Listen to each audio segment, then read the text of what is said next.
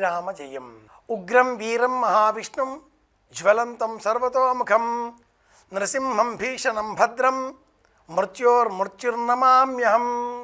నరసింహస్వామి వారు విజయం చేసి ఉన్న దివ్యక్షేత్రాలు ఉభయ రాష్ట్రాలలో అనేకం.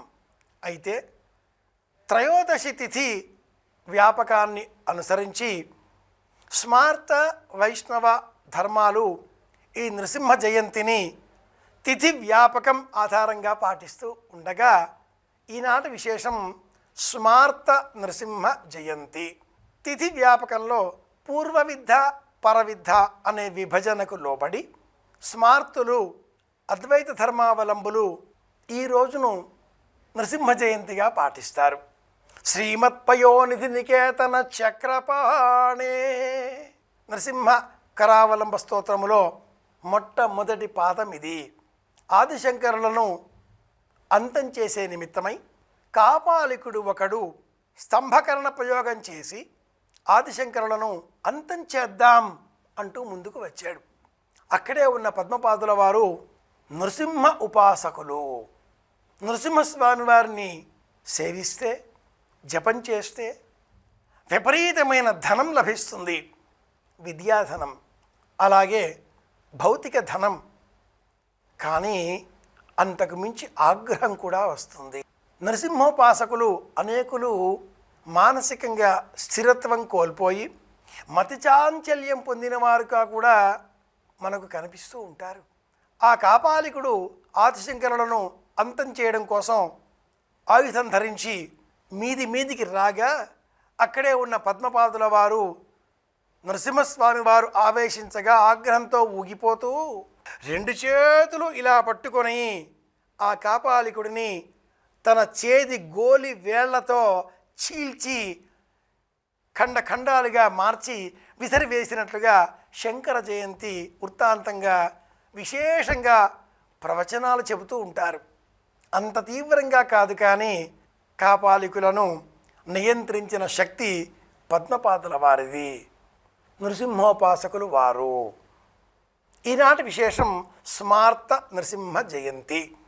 ఇంటిలో ఒక స్తంభాన్ని ఆ నృసింహుడిగా అవతారంగా సంకల్పం చేసి కడిగి ధోవతి చేత అలంకరించి తిరునామముల చేత అర్చింపబడినటువంటి ఆ స్తంభమునే స్వామిగా స్మరిస్తూ నివేదనలు చేసి హారతులు ఇచ్చి పూజించాలి.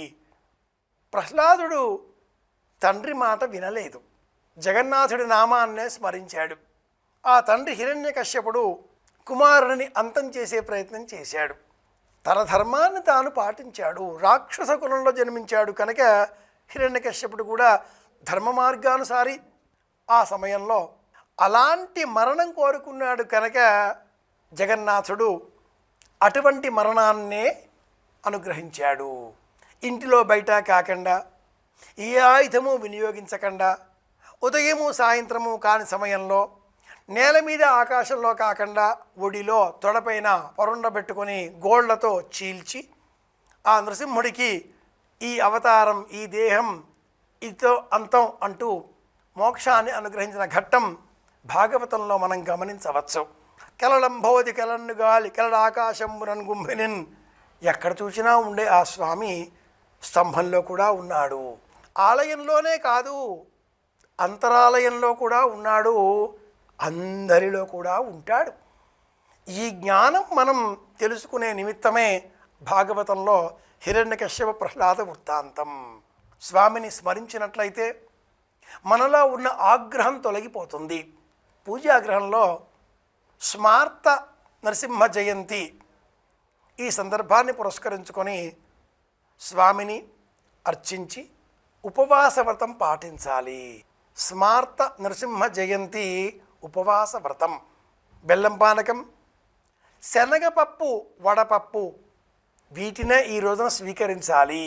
నరసింహుడి చిత్రపటం కానీ నరసింహుడి అర్చామూర్తి కానీ లేని ఎడల ఎర్ర మట్టితో ఒక మట్టి స్తంభం ఏర్పాటు చేసి ఆ స్తంభమునకే నామములు అలంకరించి వస్త్రంతో ఆ స్తంభమును చుట్టి అభిషేకాది సేవలు చేసి అర్చనలు నిర్వహించి యథాశక్తి నరసింహ పురాణాన్ని చదివే ప్రయత్నం చేయాలి. ఆధ్యాత్మిక గ్రంథములను చదివే ఆసక్తి కలవారికి నరసింహ పురాణాన్ని బహుమానంగా అందించాలి.